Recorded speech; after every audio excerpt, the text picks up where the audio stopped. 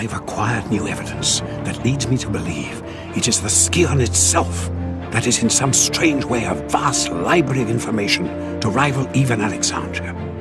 I am now convinced that if I can obtain it, I will finally discover what happened to my beloved Amelia.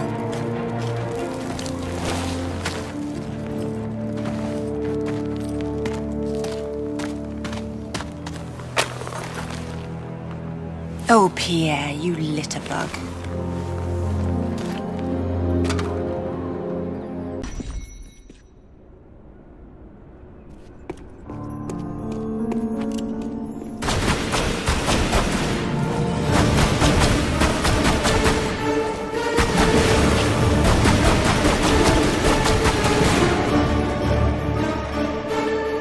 I suppose you're more of a dog person. Natla doesn't honor her contracts, Pierre. I'd move on if I were you. No, mademoiselle. Natla and I understand each other. I find things for her, and she rewards me handsomely. But you see the very thing she does. That is why you are not trusted. I trust my instincts. And that is why you are in second place. I am a professional, mademoiselle. I focus on the job, and I get paid. There's more to life than money, Pierre. This isn't life, mademoiselle. It's business. Your compulsion prevents you from seeing the difference. It hasn't prevented me from getting a piece of the Scion. How's business for you? Touché. So then, why don't we see whose compulsion gets them the next piece?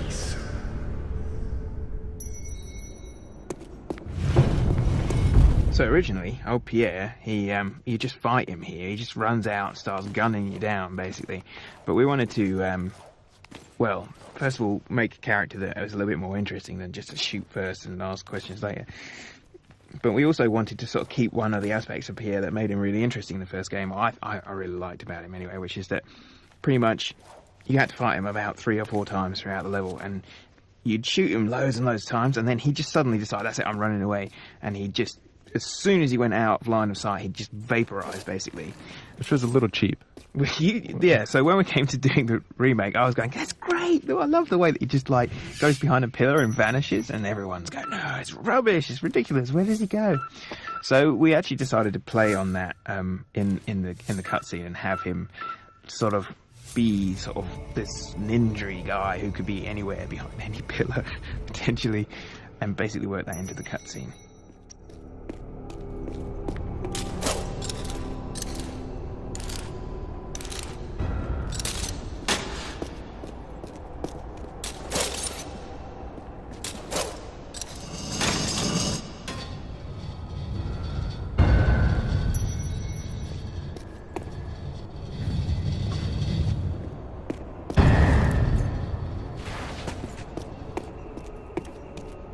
One of the interesting things about the sequence of Lara going to Natla's office was how she went up the elevator shaft, because when we were looking at the sequence, it seemed like it was going to be pretty boring in the original game. Her just breaking into an office and going up, rifling through Natla's drawers. So we came up with this idea of her using the counterweight to fly up the lift shaft, and it's kind of interesting because I remember that basically that actually got sort of, plagiarized. It's like, wait, no, not plagiarized. What's the word? It was homaged in the Matrix movie, which was pretty cool, actually. And then in remaking the office section, we decided to use that space to actually build a little bit more information on Natla, because we don't really get to see a lot of Natla. So we came up with this idea of, instead of Lara originally just read some kind of diary, she gets to look through Natla's Video logs, exactly, and we get a little bit of backstory both on Larson and Pierre, and it was an interesting way to sort of get more character going on without Lara having to sort of interact with them or change the sequences too much. Welcome back. Thank you so much for taking the time to watch my video. I hope you guys are having a wonderful day. It's kind of warm out here in Southern California, and it is the weekend for me, and instead of being out there on the beach, I decided to stay here and do a quick commentary on some of my playthrough that I've done on Tomb Raider. But I do hope you guys are having a great day, and if you are, and you guys are watching my video, thank you so much.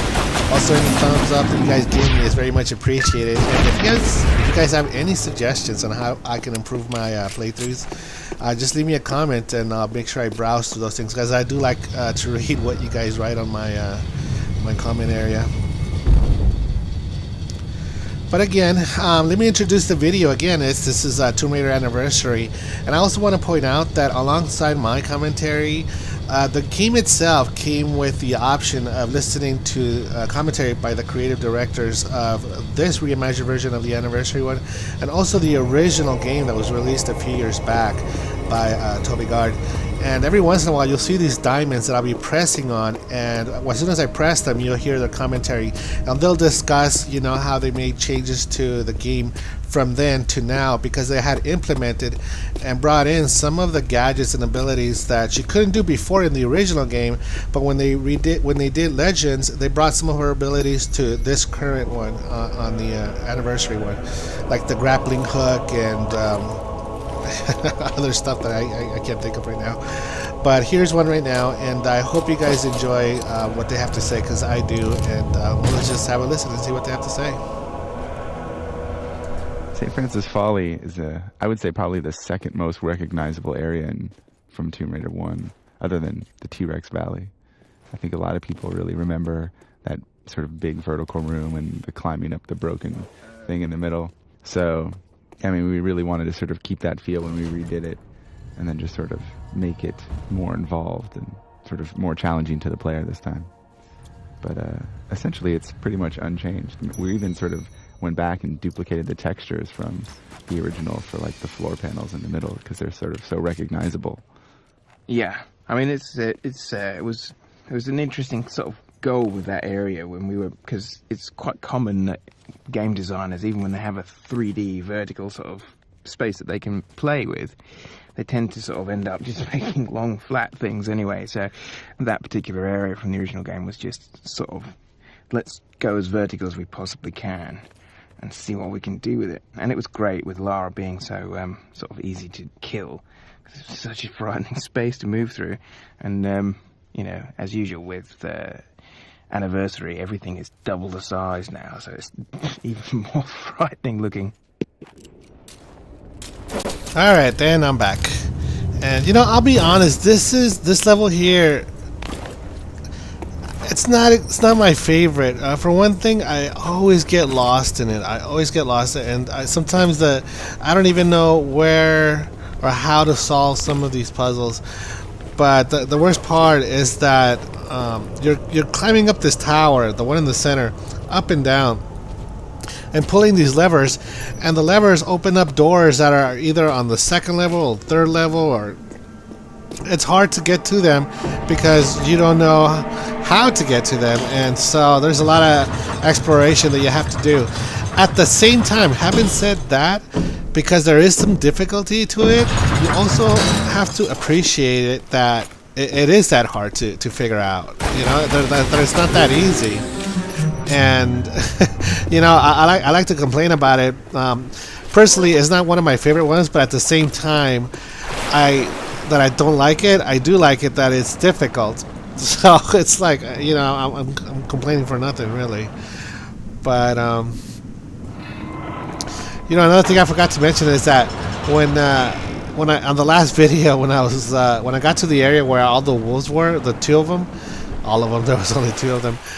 But those things were kind of annoying. If you guys remember, if you guys saw it, I was getting bounced around by those freaking wolves. It was actually making me mad. And when I saw that earlier today, it reminded me how mad those things made me. The combat mechanism on this game is different from the other ones. On this one, you have to make this, you have to, I don't know, startle them for somehow, these creatures, the animals, the ones you have to kill. And then once they charge towards you, if you hit the B button by dodging at a certain time, what it does, it goes into a slow motion. Then you get these two reticles that are slowly coming in and centering themselves onto the head. And that allows me to do a one-shot kill on the creatures. But sometimes it doesn't always work, because if there's more than one animal, they kind of just, they gang up on you and it's hard to execute. All right, Neptune. Neptune. Yeah. So originally the Neptune room was essentially just a hole in the floor with a little pool of water, wasn't it? How dare you? No, like the goal with the Neptune area was to actually give people a sense of real claustrophobia underwater. So it was an extremely long shaft, and you get the moment you stepped into it, it sucked you all the way down to the bottom. And I wanted to get this feeling of like that terror of being, you know, deep underwater and knowing that you can hardly swim back. So because the draw distance on the original Tomb Raider, basically it faded to black after not very far.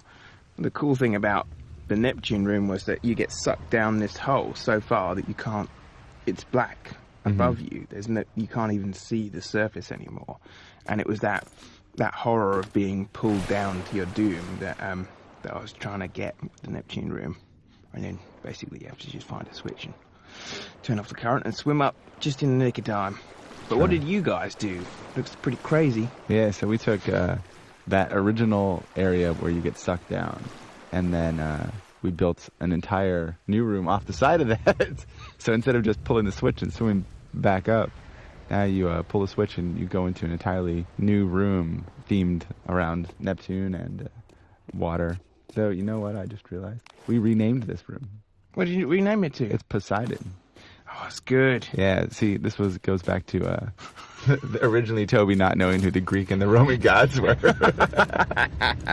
Oh, well, it's not as bad a mistake as Thor, though, is it? It's true. Yeah. So while the original room was Neptune, this is now the Poseidon room. So that it's the same god, just now it's appropriate to Greece. Yeah. So that works out fictionally better. But the room's still sort of all water-centric. And you just sort of swim around and do stuff and get the thing and then swim back up the hole. Your doom. Well, you still got to swim back up.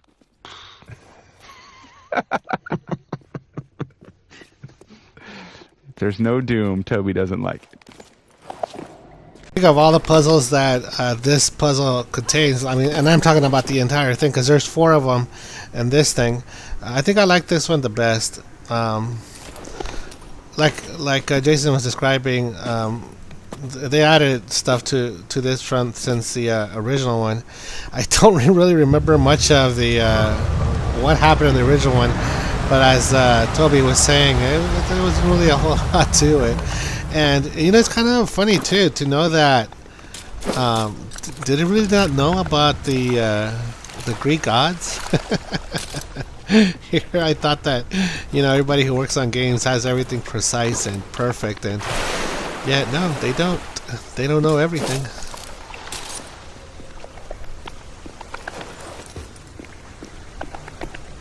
You know, and also let me apologize for that sound, that flipping sound, that sounds like a bat that's flying around. I don't know why it does that. I think it always starts. It seems like every time I hit one of those audio logs for it to start playing. But hopefully you guys could just kind of ignore it and just get past it.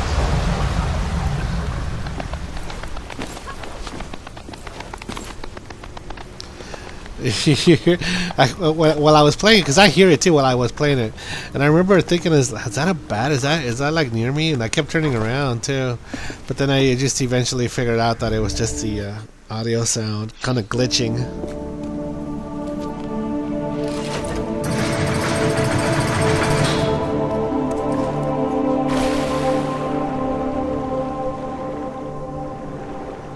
And here I try to swim out as fast as I can. Try to do this all in one shot.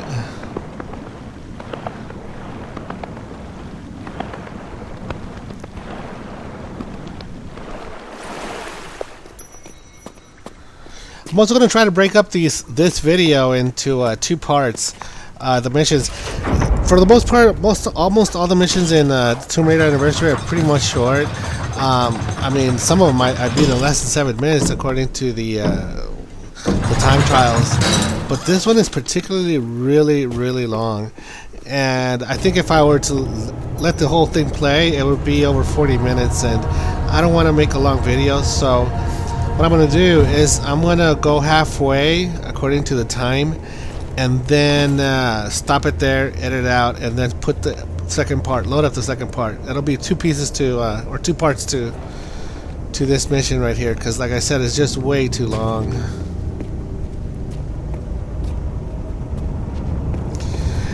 What's funny is that in my memory, I have memory of climbing up and down this giant area here. And I remember being afraid of missing the smallest crack and just falling down to my death. Which did happen several times too.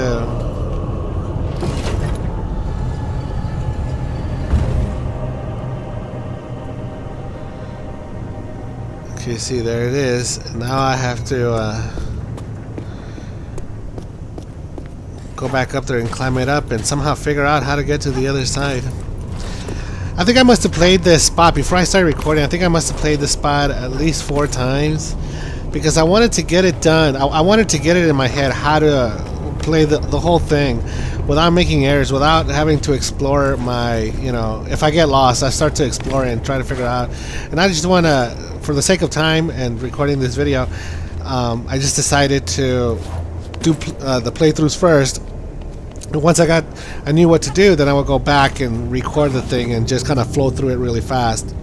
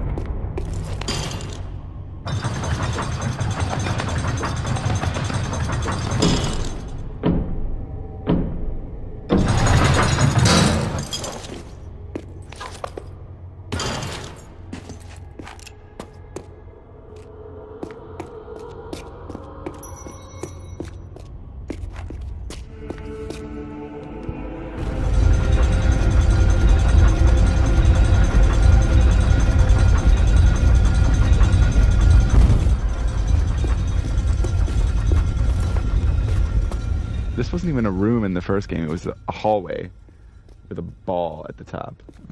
We didn't even have time to actually build Atlas.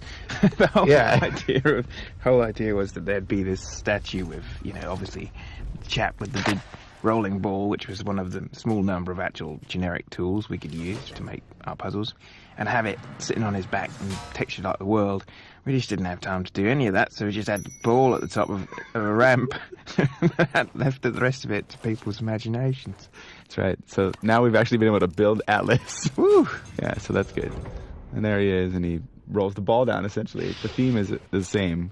We just sort of added the added difficulty of having a pit at the end. In the original, you just sort of hid behind the ledge and let the ball roll over you, didn't you? No, that was the same. It was basically, you had to drop down into the pit, let the ball roll over the top of you, right on the top. Yeah. So it made it a bit more complicated. A tad bit more complicated, but thematically identical. Except we actually have a statue. Yes.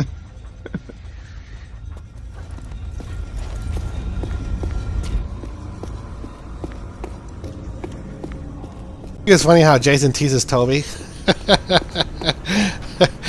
to hear Toby say that, that didn't have an atlas, how the room in the Poseidon room or the Neptune room was very different, kind of makes me think that, wow, they really had an unfinished game, didn't they? I mean, at the time when I was playing it, I guess I didn't mind. I was just playing the game and figuring out the puzzles, but they weren't as challenging as they are here in Anniversary.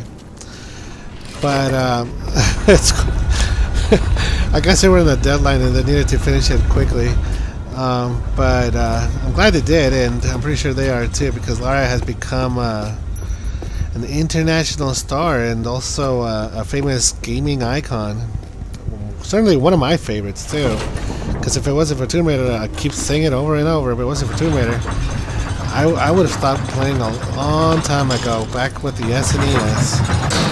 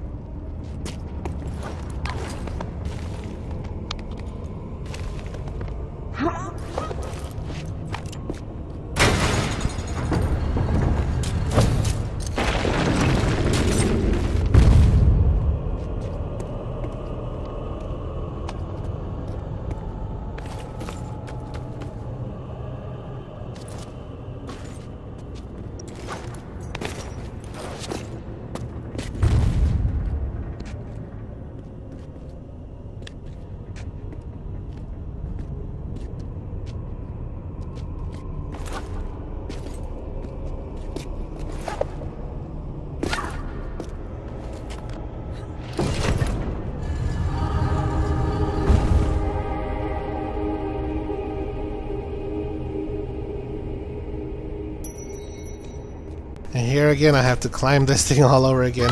I think that's the one thing that I didn't like about this map. It's just that it's tedious climbing up and down this tower thing.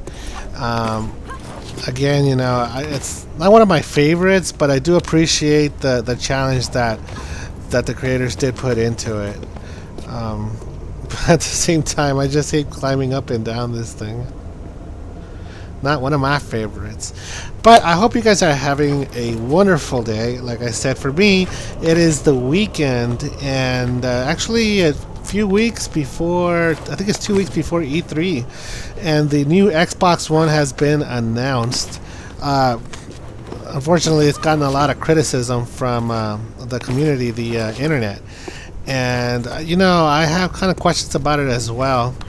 I am looking forward to the new system because I'm a gamer. It is my hobby. It is how I live my life, and for the new system to come out, I'm excited for it. But there are things that are with it that I just have me a little scared. I think it's the first time in ever that I've actually been afraid of what changes are going to be brought to a system because of all the negativity that the Xbox One has received. And that is where I play the Tomb Raider game. I haven't owned the PS4 for several years, and there's a reason why I don't play the PS4 or the PlayStation anymore, and it had to do with censorship. But that's a story for another day. Maybe I'll make a video about it sometime soon. But I want the new Xbox One to be awesome, and I want it to be good, and I want to provide amazing games. But I'll be going to the 2013 E3 reveal show where they announce all the games, and they'll showcase all of the games that'll be released with the new console. So hopefully, fingers crossed, they'll have very good titles.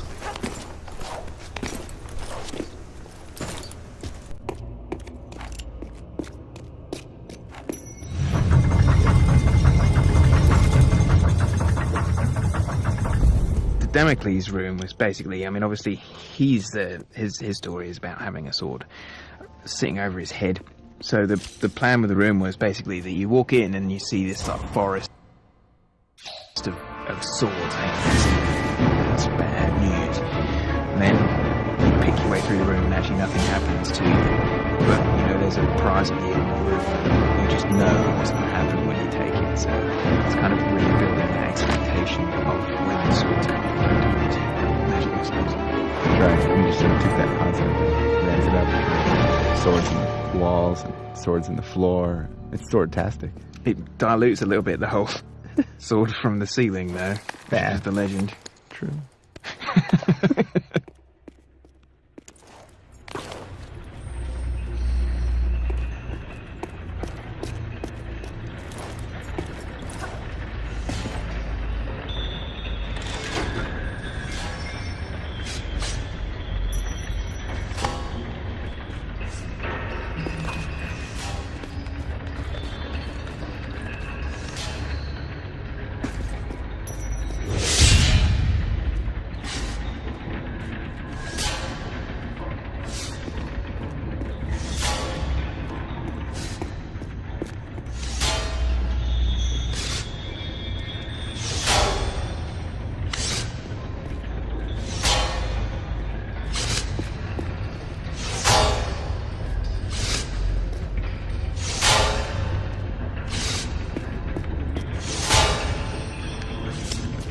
Damocles' room was basically, I mean, obviously, his story is about having a sword sitting over his head. So the plan with the room was basically that you walk in and you see this like forest of swords hanging from the ceiling, and you think that's bad news. And then you pick your way through the room and actually nothing happens to you. But, you know, there's a prize at the end of the room and you just know what's going to happen when you take it. So it's kind of really building that expectation of when the swords come flying towards you like magic missiles. That's right. We just sort of took that concept and ramped it up, and now we've got swords in the walls and swords in the floor. It's sword-tastic. It dilutes a little bit the whole sword from the ceiling, though. Yeah. Is the legend. True.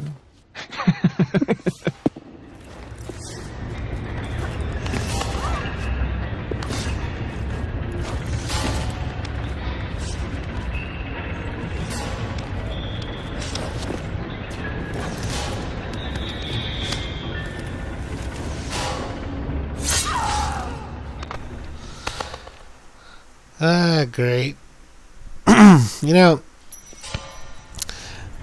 I'm not even gonna edit it out. I'm just gonna leave it in there because it does kind of go by quickly and the game does load pretty fast. So, I mean, unless I'm doing it quite constantly where I'm just dying in the same spot, then I'll edit it. But if it's just one death, then I'll just leave it in there.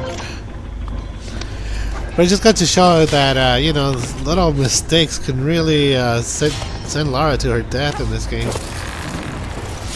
Oh, this is one of my... This rope trick would always screw me over. Sometimes she wouldn't leap off the wall. Sometimes she would just jump straight, like she did previously, if you guys pay attention to the way when she leaps with the grappling hook. Oh, I used to have such a hard time with it.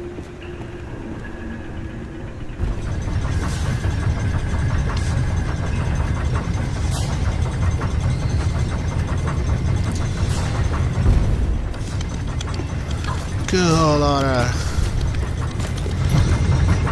And that takes care of number 2. We got 2 more to go.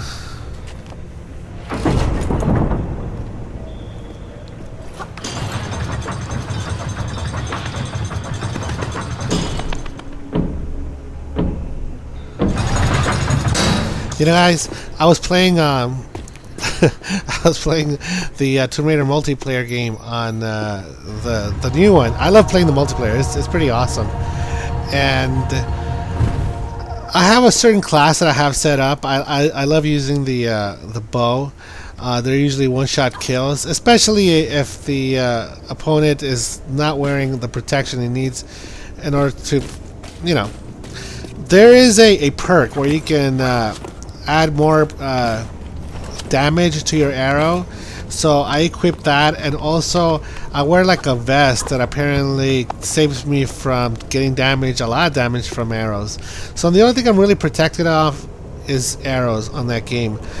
But as far as like explosives, ammunition fire from rifles, pistols, or shotguns, those things will kill me pretty fast. But if it's an arrow, then it won't take a lot of my damage, and it's certainly give me more time to escape if I do get hit by them. But it's amazing how much people get upset when I start winning in that game.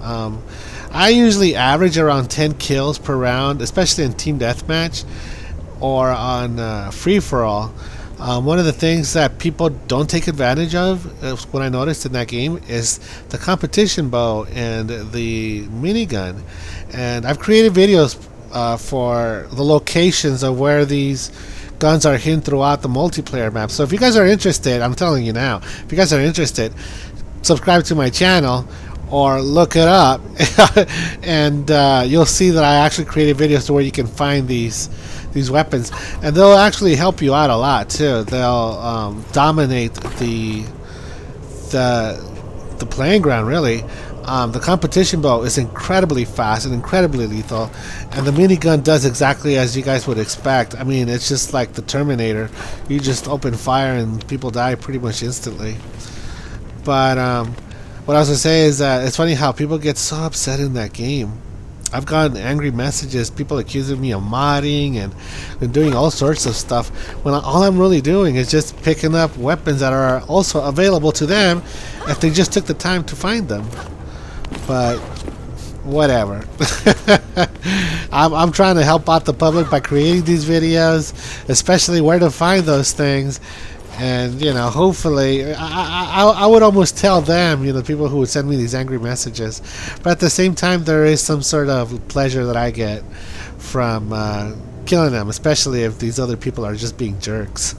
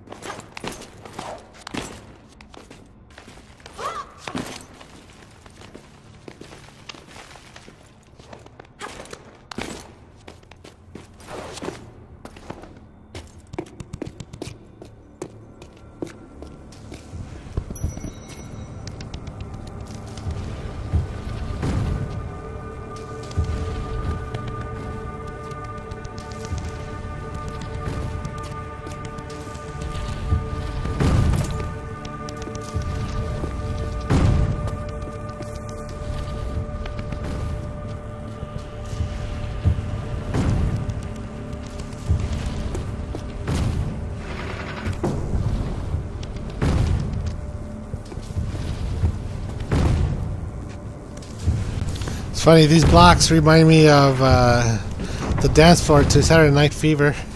So I'm watching this and I can't help but hear the theme song in my head.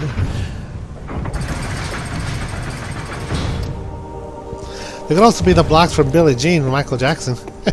In the original, the idea of the two sections of the room was, the first one was obviously just essentially sort of it was kind of really just basically a random death machine. So you had this checkered pattern on the floor, and you're supposed to sort of be able to, I think, tell where the next lightning bolt was supposed to come, and then try and avoid that area. But in reality, you just had to run across as fast as you possibly could in case you get fried. This is quality design. Random death. Random death machine. Do you realise how much time we had? Anyway, so after the random death machine, the concept of the next room actually was, I like the idea of having to put yourself into the most dangerous position you possibly get, right? Right. Where under the hammer. You have to physically stand under the hammer and then wait for it kind of to crank back and then drop, and you have to just run off at the last second. And that was particularly evil in the first one because Lara moved so slowly. She took so long to react to anything. So you it really made for the situation where you'd sort of stand on the pressure plate and then you kind of run off and go, oh, and it didn't trigger, and go, oh, it's a little bit too much of a chicken that time, and you'd run back and go, woo, run off. Well, at least that's what I used to do anyway.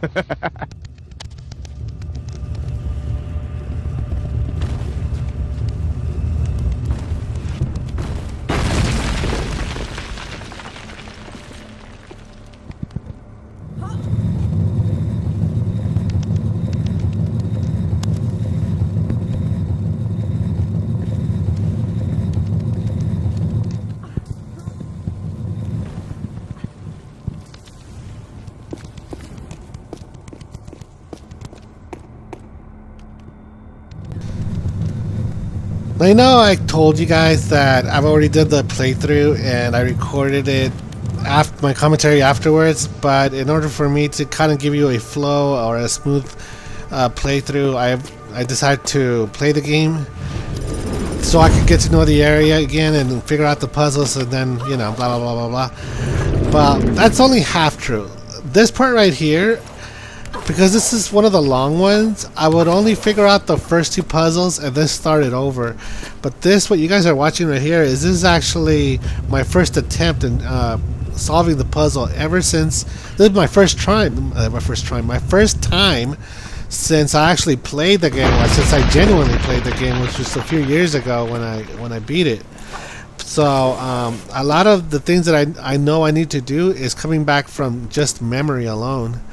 And I'm just watching myself, and I was thinking, it's like, wow, I remember how to do all of this stuff, and I knew that the hammer had to come down and break the stone, and that in that stone I would find one of the missing pieces, or those knights, and that I needed in order for me to open the little gate behind me.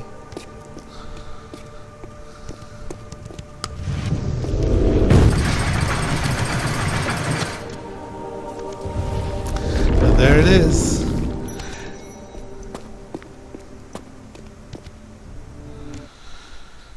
Alright, that's 3. One more to go. You guys probably won't be able to tell because by the time this gets on YouTube, it'll be broken up into 2 parts. But I'm looking at the time right now, and I'm reaching a little close to 40 minutes now.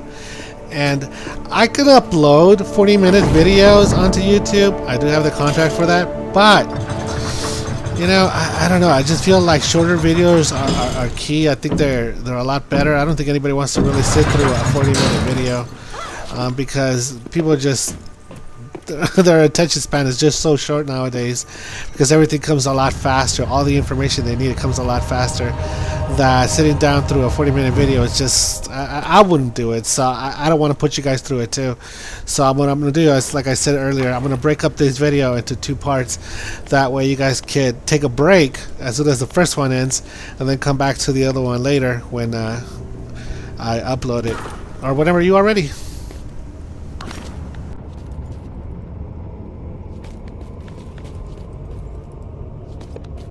Well, I have to correct myself, guys, because I just realized that the last one I did was actually the 4th key that I needed in order for me to open the gate at the bottom, and that's where I'm heading there right now.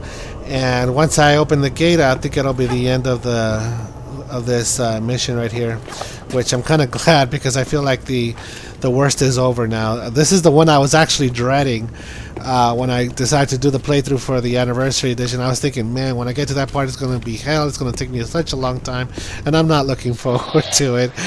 But here it is. It's finally over, and I want to say thank you to you guys for sticking around and for watching me do the playthrough for the Tomb Raider anniversary.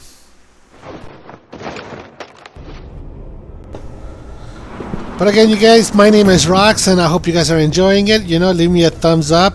These thumbs up actually help me out a lot, and it helps me support me. And also, if you guys want to leave me any suggestions, I do love reading you guys' comments. I know the playthrough for Tomb Raider and Legends has been doing very well, so this is my gift to you guys doing the anniversary. So I hope you guys are enjoying this as much as I enjoy making them, and I'll see you guys next time on the other Tomb Raider video.